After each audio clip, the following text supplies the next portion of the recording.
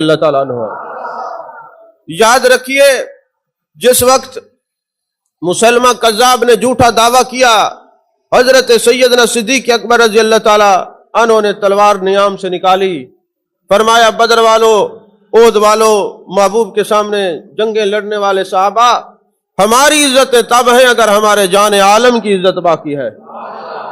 اور یہ نیام کے اندر تلوار تب جائے گی جب گستاخ رسول کا کلا کما نہیں ہو جائے گا۔ اور پھر آپ حضرات جانتے ہیں میرے محبوب علیہ الصلوۃ والسلام نے فرمایا انما الاعمال بالخواتیم، لوگوں کا خاتمہ ان کے عمل پر ہوتا ہے۔ لیکن جس وقت یہ صحابہ جنگ کرنے کے لیے جاتے ہیں، آگے سے جو تھے وہ بھی نعرہ تکبیر لگاتے ہیں، یہ بھی نعرہ تکبیر، اللہ اکبر، پتہ نہیں چلتا عاشق کون ہے، منافق کون ہے، مسلمان کون ہے، کافر کون ہے۔ تو حضرت صدیق اکبر رضی اللہ تعالیٰ عنہ کی ٹیم حضرت خالد بن ولید نے کیا